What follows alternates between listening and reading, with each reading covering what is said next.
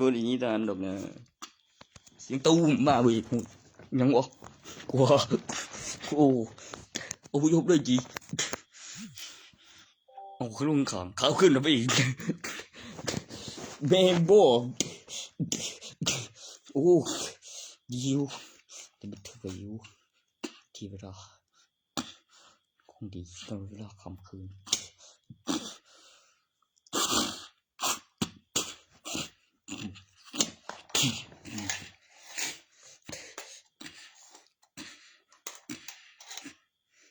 ออกข้างไม่บ่มากเดียวดูครบหาเฮ็ดอย่างอื่นเฮ็ดแบบเก่าบ่แม่นว่าเปลี่ยนคิวแล้วมาอีกจนเฮ็ดแล้วมีเขาเก็บหลักฐานคำอธิบายแล้วนับคันเช็คอุปกรณ์วัตถุ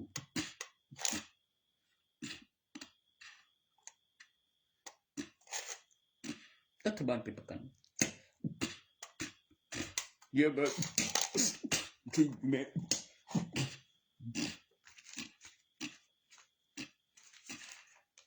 ตายตอนใดยังหายใจ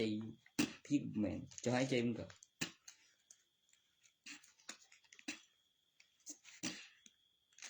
ความฝันสิ่งที่ยังไม่เกิดขึ้นจริงแต่มีเห็นมันใกล้สักนั้นมาแล้วนั่นบอกเกี่ยวกับหลักฐานคำอธิบายผู้นี้เห็นข่าวลือยังไม่เอ่ยชื่อยังไม่ตายเซนเซอร์หน้าถ้าพูดถึงเรื่องออกข่าวนักศพเยอะๆยังไม่ได้เอ่ยชื่อเฉพาะฟื้นในข่าวเพราะรัฐบาลเป็นประกันมีหุ้นสงสัยจะเพิ่งตื่นไม่ก็ฟื้นความจริงแล้วในสถานการณ์ที่แต่ปกติแล้วสังเกตดูสั้นสถานการณ์ความคึกคืนจะเอาอัลบั้มผลงานเพลงบูเฮ้ยล่ะบ่บูเดียว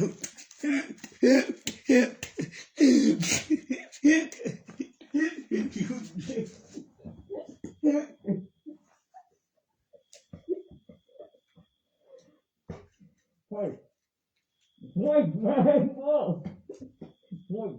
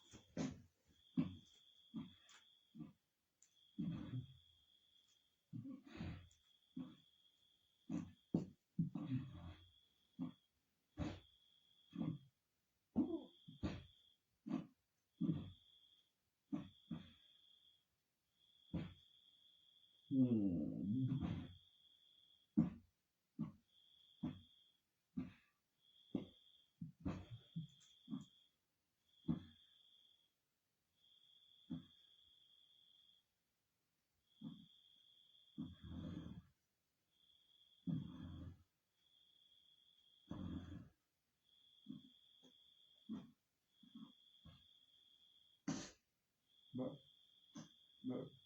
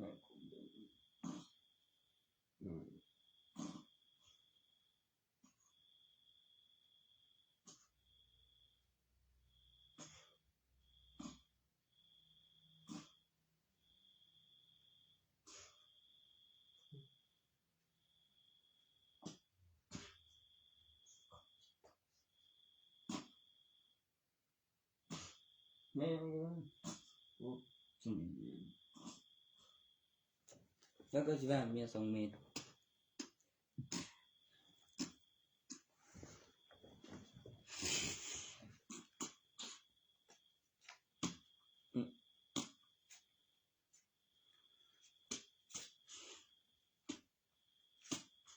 ดูรถก็16ไปพอ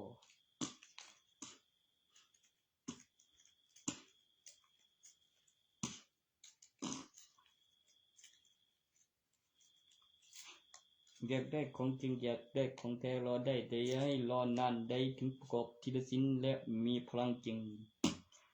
รอได้แต่อย่าให้รอนานจะเอาของแท้ของจริงรูปแบบตัวอย่างที่มีเห็นถึงอยากได้คือจริงโตโหเอ้ยโอ้โอ้โอ้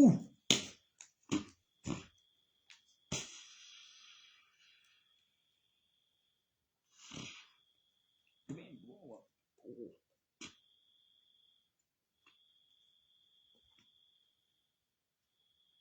ไม่ใช่แค่ F16 ดอกมาแบบฝูงถล่มนั่นมันยังจะแปลงร่างแบบนั้นดินเพื่อสิ่งนั้นใด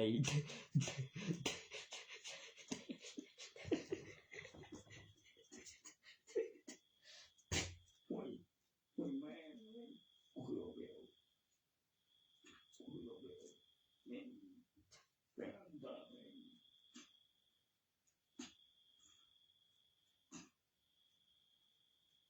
บ่ไม่ดีไม่ตัวเอง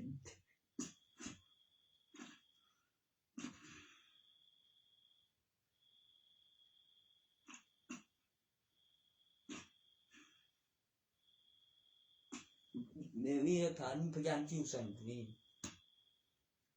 คันบ่ฆ่าบัดนี่บ่2 เมตรกับ2 เมตรนี่บ่อุ้ยในห้องเดียวมีพยานเดียวเขาจอยสแกนโค้ด4 เมตรอยู่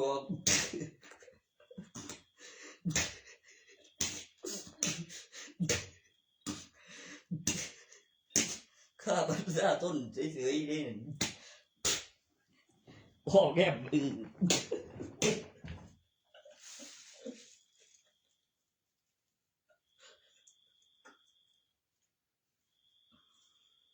อู้ลงแบบนั้น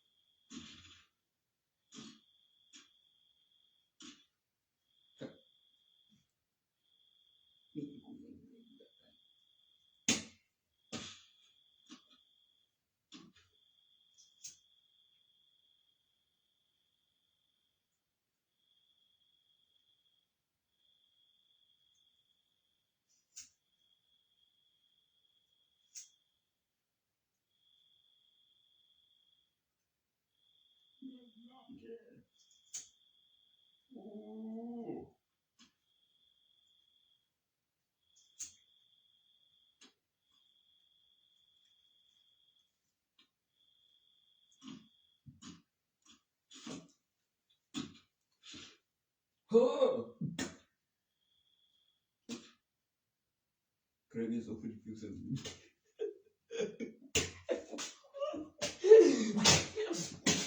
Wir sollen von Houston. Yes.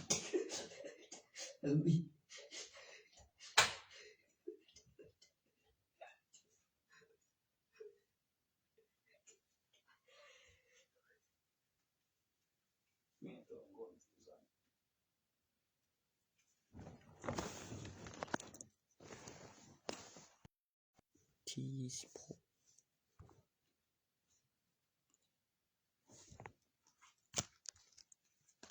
ปฏิทินอยู่ในการรวมของปากกาและก็เงินเหรียญปีพศ2567ก็ดี การเติมไฟได้และไม่ได้เสียบไฟทิ้งเฉยๆแล้วสัมผัสปลุกเสก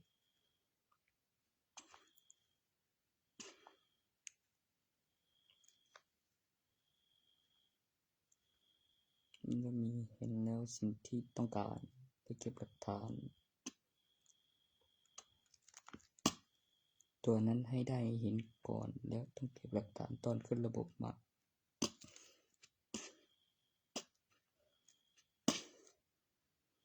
สั่งของ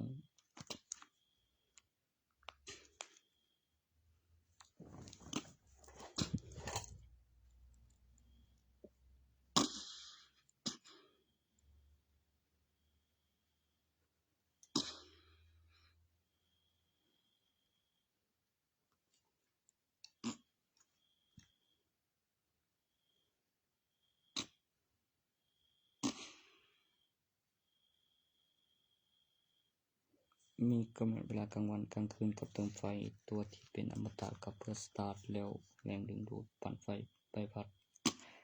เหวี่ยงขยายตัวแล้วลูบในพัดแล้วลูบปั่นมีสูญสลายบันทึกการศึกษาของวิวัฒนาการและร่างกายว่าถึงไหนยุคสมัยที่มีการลงทะเบียนซิมข้อมูลที่พิสูจน์ภายใต้สัญญาการเขียวโคดประวัติลายนิ้วมือเมื่อเข้าใกล้แล้วสิ่งของที่หามาแล้วมีห้อง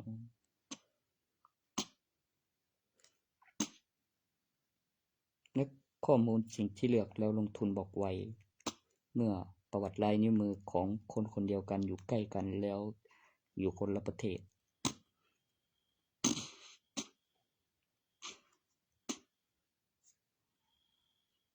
ตัวที่หามาทำให้จำได้ไม่รู้เพราะมีห้องและเบอร์โทรและโทรหาจิงโกโก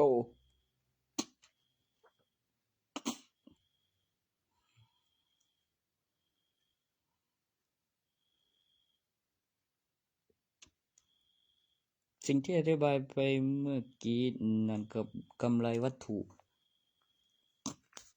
แล้วก็ข้อมูลการจัดงานแล้วก็พลังงานที่ไม่สิ้นเปลืองโดยการสัมผัสปลุกเสกพลังงานทดแทนแรงเหวี่ยงใบพัดปั่นไฟพลังงานความร้อนเป็นพลังงานไฟฟ้าโซลาร์เซลล์เป็นแสงที่มืดแล้วก็การประกอบปรุงวัตถุ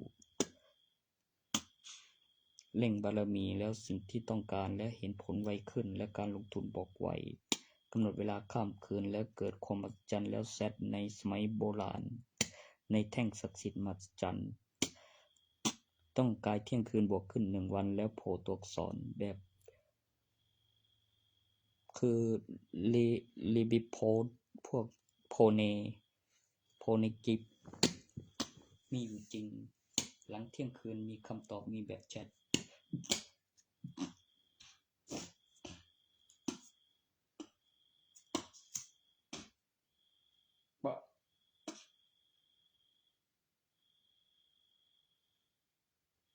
ตัวนั้นมันกินหมาบุญเด็ก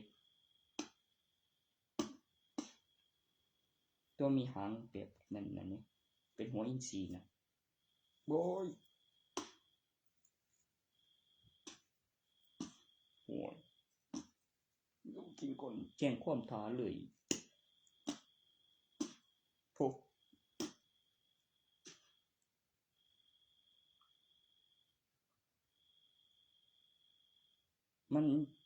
มันจะเจอไข่ลูกเท่าคังเป็นทองคำก่อนแบบไม่สูญก่อนจะเจอไข่มันอีกอย่างหนึ่งคือเจอตัวเป็นๆน้อยตัวคังเสะเดือดเย็น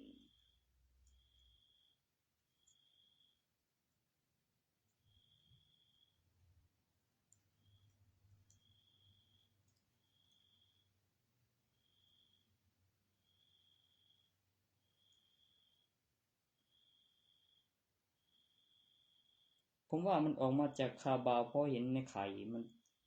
มันเปิดจากไข่ออก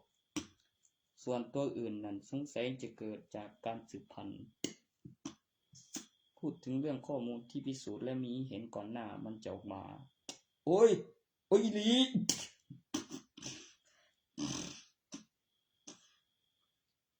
แล้วก็รู้กฎหมายเห็นไหมที่มันไม่กินคนแล้วมีการแจ้งหา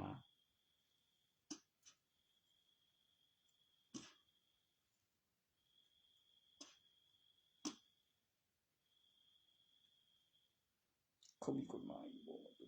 มันกินหมาตัวที่กินแล้วไม่ผิดคือมันแปลกตรงที่มันออกมาได้จริงไดเห็นไหมคิดเองมันบ่นั่น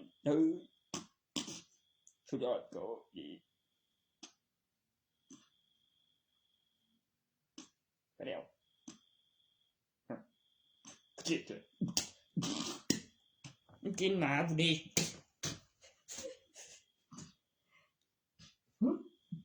ไอ้นกตัวนั้นน่ะหัวมันอินทรีนั่นตัวมันชิ้นโตไม่ปีกกินหมา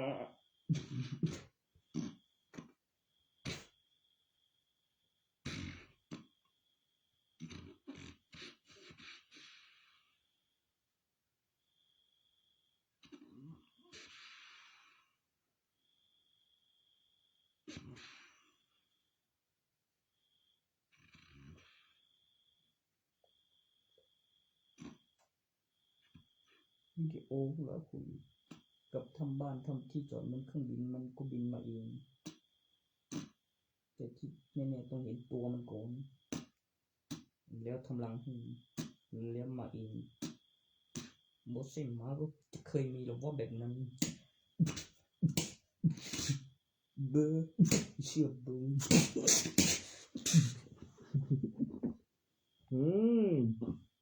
อันนี้เหรอทำเองกูเอง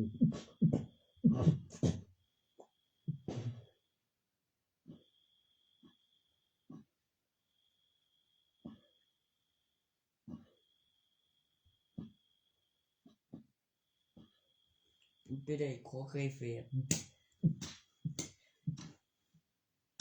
เรื่องซึ่งยังเร็วเขาบ่มีเสียที่อีกหน่อยหนึ่งบ่ถึงหน่อยหนึ่งมีกำไรหน่อยหนึ่งตรงใดไม่โดนจะเกลียดถ้าโดนไม่สักครั้งมีการเจริญเติบโตบ่ทันได้พอส่วนเกิดขึ้นจากการสืบพันธุ์นั้นคือบ่ออกก็เป็นเคยทอดเลย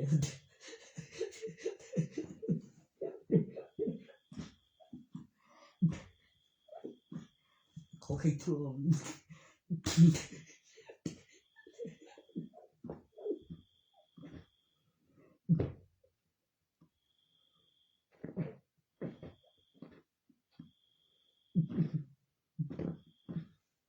โอ้ยคือเนี่ย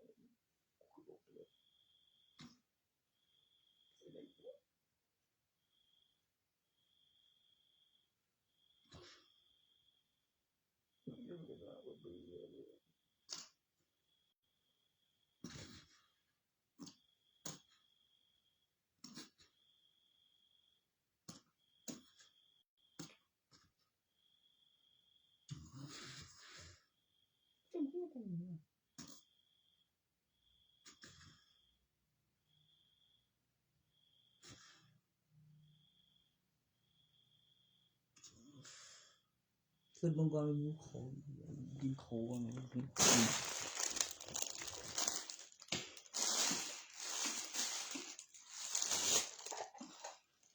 ้องไปทหารตุนมหาวิทยาลัยก่อนมันเป็นสิริมาหันรอคือมีเอกสารไปก่อน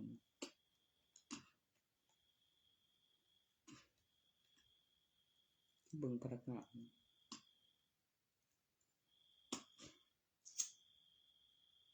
บ่จักบอกไว้นี่บ่ฮอดเพิ่นก็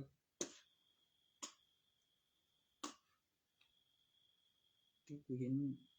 แบบคือเหยียบทั้งเป็นสเก็ตบอร์ดได้แล้วก็ขี่มอไซค์แต่ว่าเบิ่งราคาแล้วนี่อุ้ยเจอกันได้วัตถุเกิดปากนึงตั้งค่าก่อนก็ดีกว่ามีแค่เบื่อมีให้เบื่อยังกูอู้ดีเว้ยดีไหม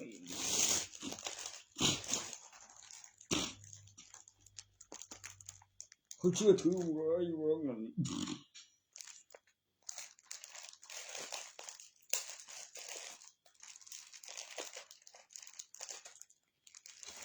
มันกินก็เก่าครับมันกินก็กินเก่าแบบยังมีเสียงขาเท่ามันบ่กินคนแต่งตีมันบนแนวแล้ว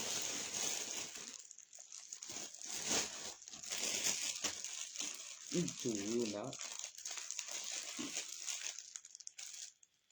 ก็ยังโอ้แค่นั้นผมบอกเลยว่ามีมันโดนมันมีเบิ่งแปลกหยังมีนักในกองจรสัตว์เจ้าเลยมันเป็นสัตว์เจ้าให้รู้มันไว้กับกันคือ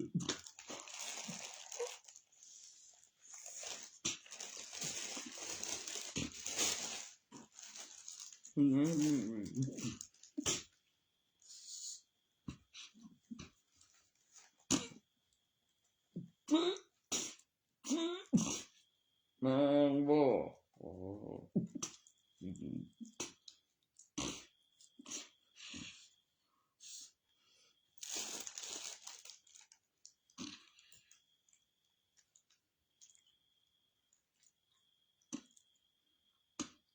เด็กเท่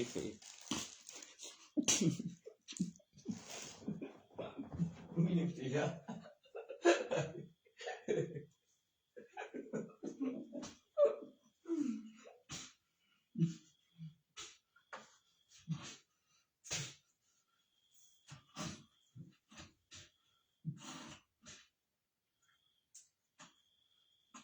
บ่มีหยังเสียเลยหรอกเป็นอะไรก็เฟซมัน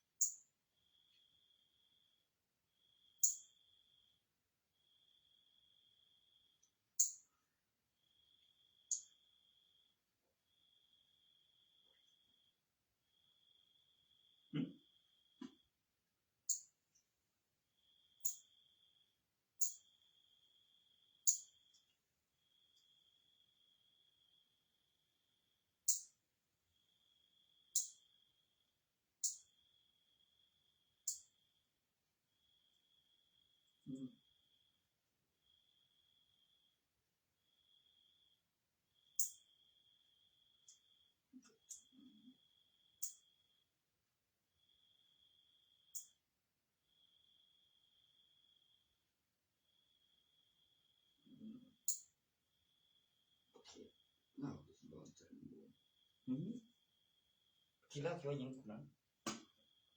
บ่ยัง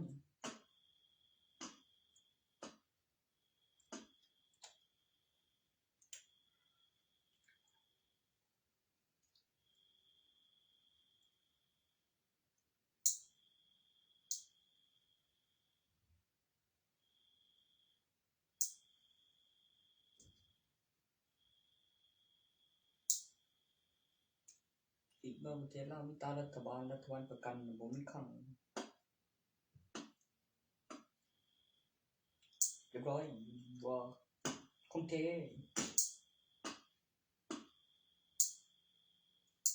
โอ้ยไปยึดเพชรเด่นๆไปก่อนเฮ้ยมันก็บ่ได้ตายเลยเด้อแหละ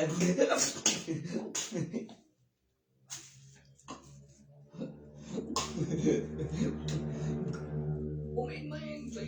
แม่งพวกเก็บมาอีกร รื่องมีพันนั่นท่วงกับตัวห้วยแต่สนามบินคือสิบ่ได้ตัวกับสิพูดนี่กู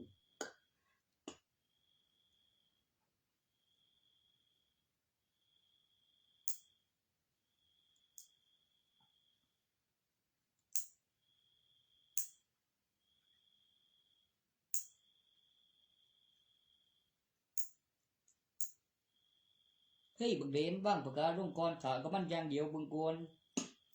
แบบได้และอย่างบ่ตายก็ได้คุยรู้เรื่องเอากลับบ้านก็ได้บอกไว้ก็ได้ยังบ่บ่ตายตัวนั้นในการ์ตูนมันมีเบิ่งไปแล้วคุกกี้แบบนี้หวยเด้ง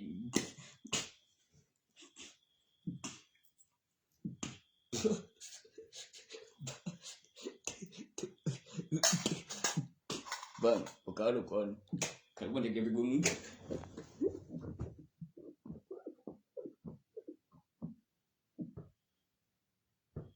When I say when I cook them rồi cần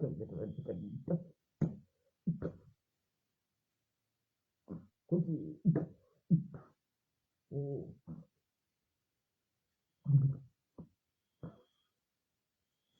ต้องไม่เฮ็ดเองมึงก่อน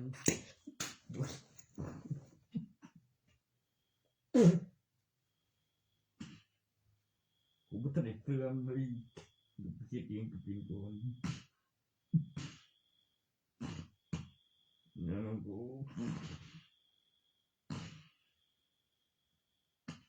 เอาไปเอาเรียนดับจันเรียนกันปีมันก็10 ปีระดับสูงหนึ่ง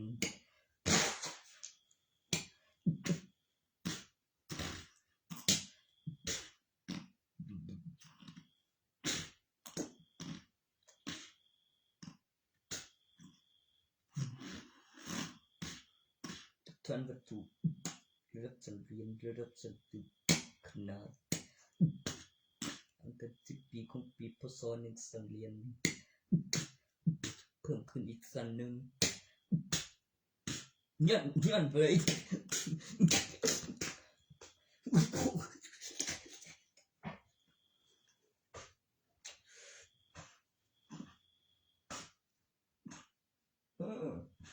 เฮ้ยแม่งนะโอ้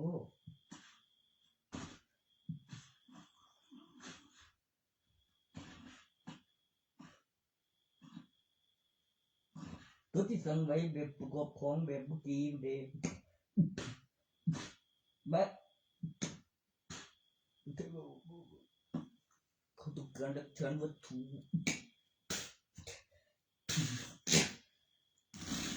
แม่นอยู่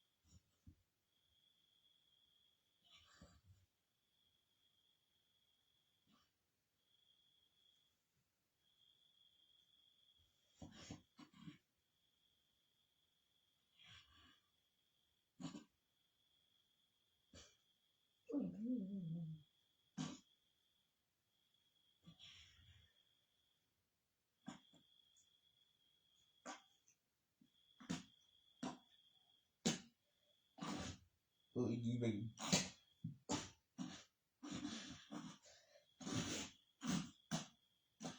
คราดไป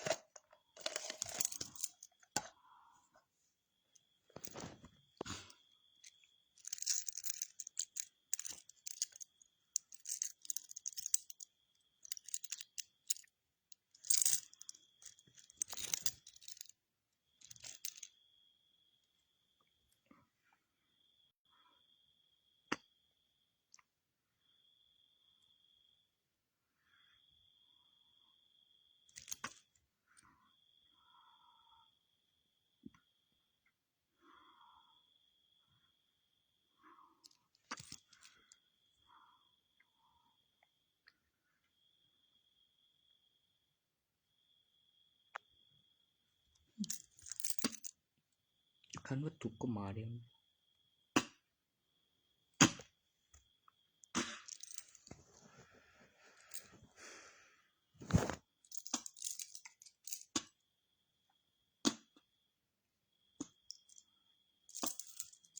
เหลืออะไรบ่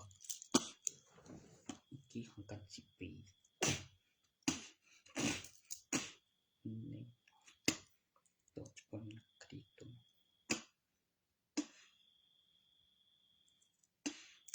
บ่はいこうボディではボビーも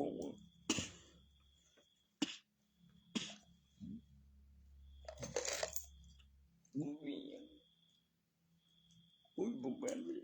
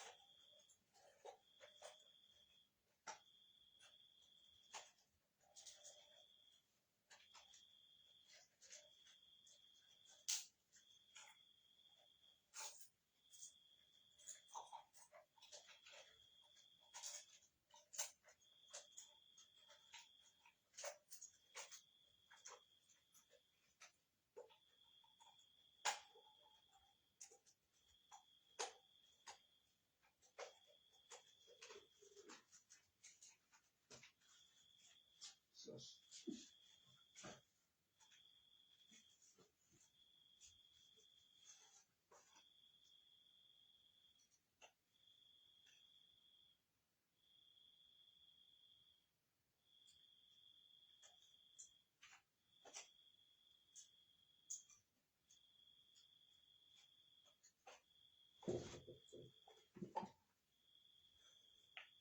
แผงไฟลายสี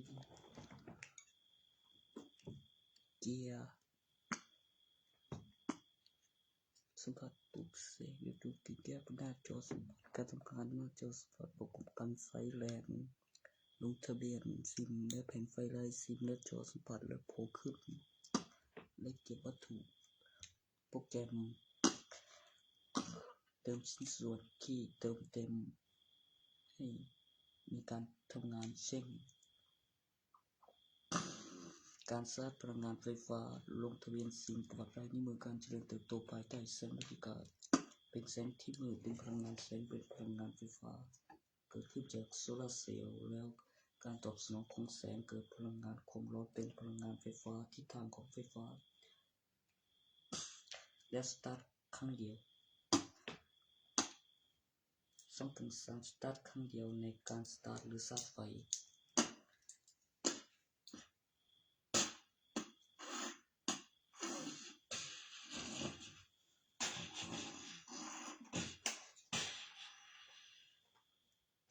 บ้อง3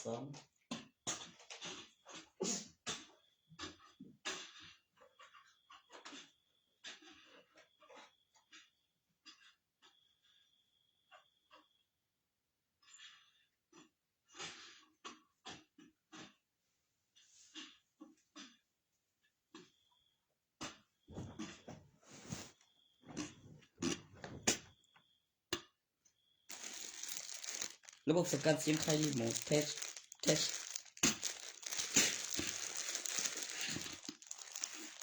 โ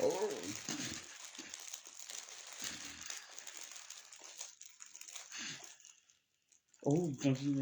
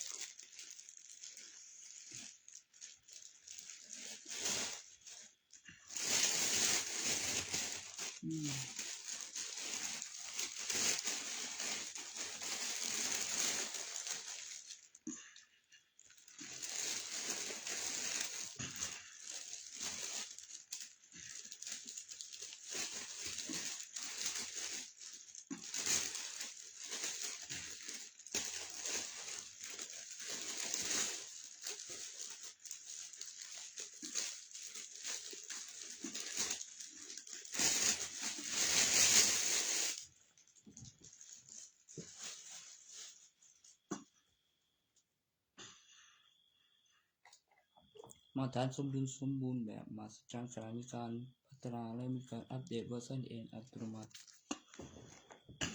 โดยไม่ละเครื่องมีการเจริญเติบโตมีการสะสมของพลัง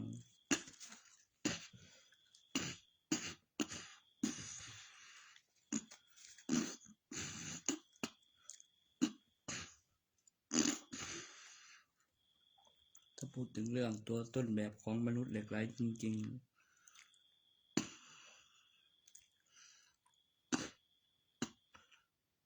มีการตั้งราคาของวัตถุมีการเจริญเติบโตภายใต้แสงบรรยากาศของประวัติลายนิ้วมือ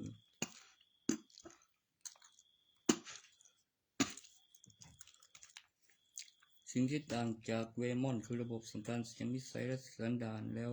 ข้อมูลที่มีการคำนวณเกี่ยวกับนิสัยและสันดานขบวนท่าประสานอินเทอร์เน็ตเป็นขบวนท่าประสานโซเอ็กตันเร็ว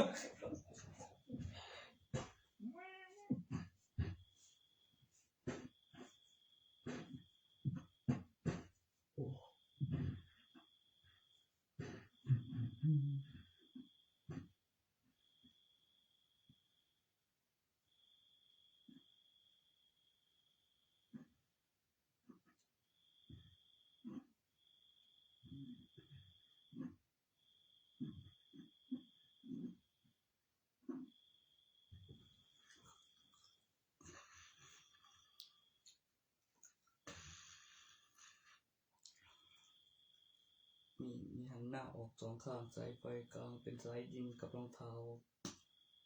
เพิ่มเติมในสุดเพื่อความสมดุลและไม่เป็นอันตรายต่อร่างกายเมื่อมีการสาดพลังงานตัวสายดินสัมผัสเสียงมีรูปคนและสัมผัสที่พื้นต่อสายดินรอยก็ไม่นานเท่าไหร่แต่ที่แน่ๆผ่านการพิสูจน์ที่สัมผัสที่พื้นคือต่อสายดินไร้สายไม่เป็นอันตรายร่างกายโปรแกรมที่ทำงานในสุดและการตอบสนองต่อ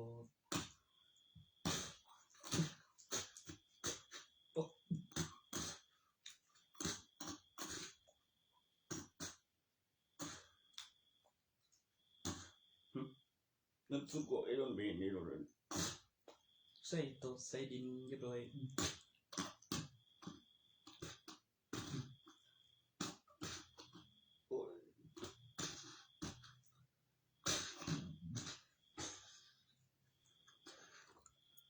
แล้วอยู่แต่ส่วนบริการของดวงเยี่ยมเด็กแบบบ่ให้ไผแล้วหัวกับแล้วสัมผัสปลุกเสกแล้วปั่นไฟโต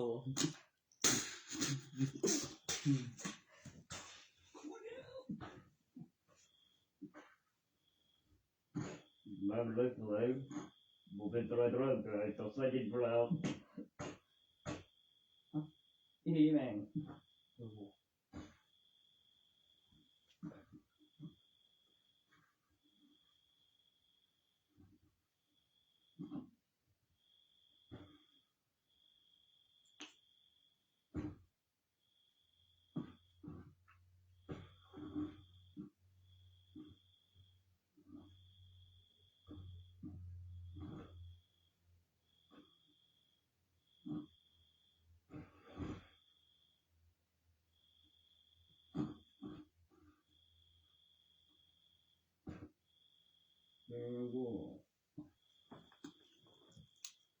อยู่ว่าจะแม่นเรื่อยเกี่ยวส่วนอีกน้อยเขาดีนี่มีดีของตอมสุกอยแม่น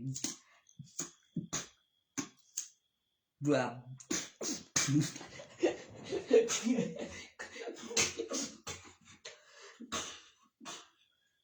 ไม่หรอกแม่น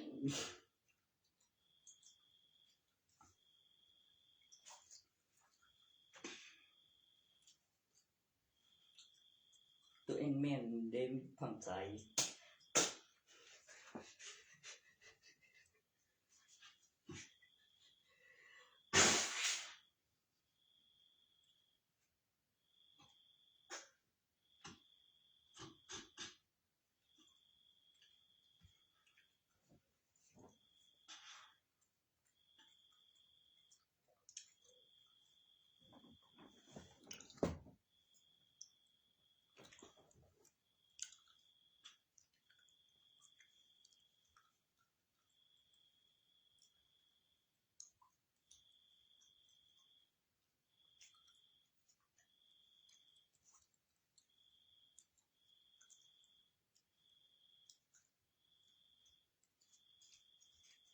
สไปเดอร์แมนมากันไอรอนแมนโอเวอร์แมนขอไปในการพูดผิดสไปเดอร์แมนมากันแอนแมนเด้เป็นหยังกินหมดสไปเดอร์แมนเนี่ย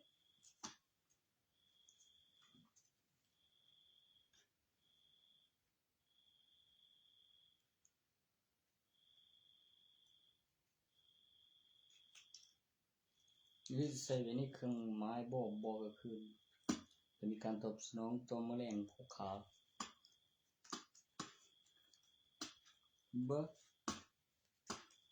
กันแมลง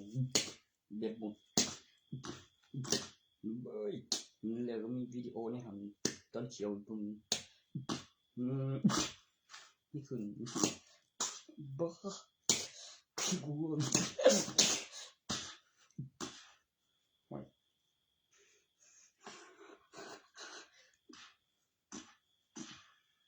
กูว่าอยู่เอาสไปแมนมาหยัง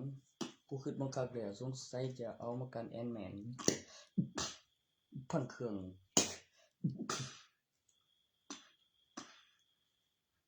จอยเห็นดิตัวสิหาย เมี่ยงหาวินอยู่บางตอนวิน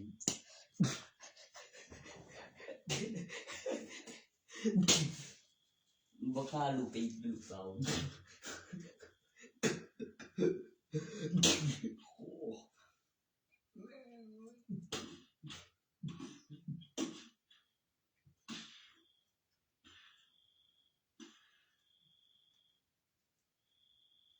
บางท่านเพิ่นอ่างลูกใส่ไว้ดีบ่สิถ้าเฮ็ดใหม่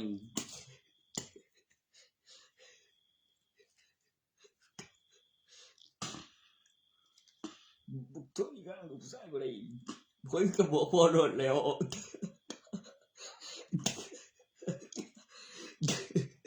เฮ้ยเฮ้ยเฮ้ยเฮ้ยเฮ้ย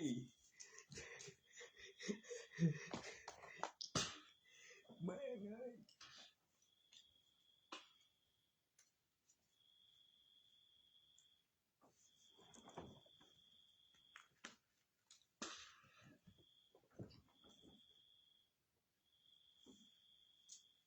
บ่พออีกกู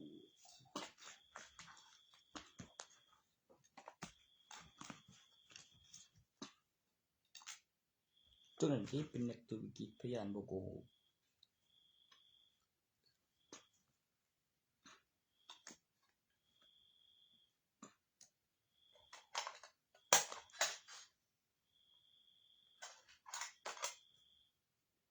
บ่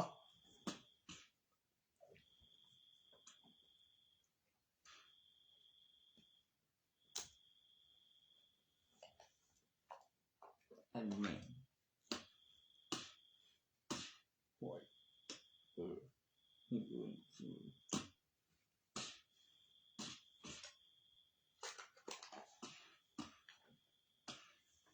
เมียเนาะแล้วที่วานกูมันเป็นหยังหอดเบิ่งนี้สงขลาคันว่าไอ้แม่นพยานบ่โกหกว่าแล้วสิพยายามวางสันบ่ว่าบุ้ยบอกร้านบ่นั่นคือว่าบ่กูเฮียงอีกมีตัวจัดดีๆ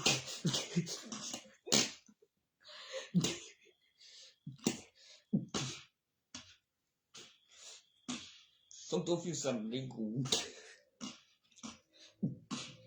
มีพยานแล้วมีพยานมีกำหนดเวลามีกลางวันกลางคืนมีพยานอีกครั้งคนละเพศเป็นผู้ชายเดียวแล้วอ้างหลักฐานบ่โกหกใหญ่โต